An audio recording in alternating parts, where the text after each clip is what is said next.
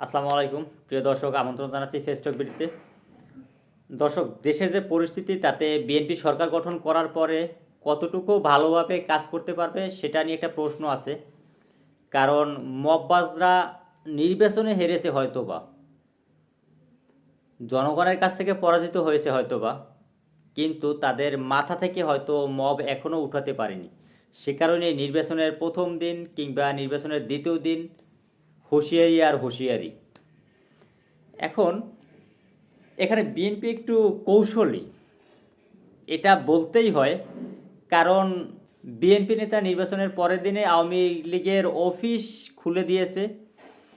এখন যারা মফ করবে তাদের খেলতে হবে আওয়ামী লীগের সাথে। যদি বিএনপি এই কৌশলটা অবলম্বন করে আওয়ামী লীগকে রাজনীতি করার সুযোগ দেয়, যারা আওয়ামী লীগে অপরাধ করেনি তাদের, তাহলে আমি বলবো বিএনপির বিরোধী যারা আছে, যারা মব এবং একনায়কতন্ত্র তৈরির যে পায়তারা করতেছে, দেশ নিয়ে যারা ষড়যন্ত্র করতেছে, আওয়ামী লীগকে যদি সঠিকভাবে রাজনীতি করার মতো সুযোগ দেয়া হয় তাহলে ওই দলটা আওয়ামী লীগকে মোকাবেলা করবে, আওয়ামী লীগের সাথে খেলবে। তখন হবে কি, বিএনপি সুন্দর এবং সঠিকভাবে দেশটা পরিচালনা করতে পারবে এবং দেশের মানুষকে সঠিকভাবে সেবা দিতে পারবে।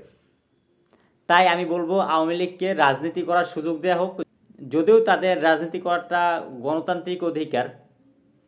এখন ওই মববাজদের যদি আওয়ামী লীগের সাথে খেলতে হয় তাহলে বিএনপি সরকারটা খুব সুন্দরভাবে গঠন করে সুন্দরভাবে চালাতে পারবে এবং দেশ ও জাতির উপকারে আসতে পারবে।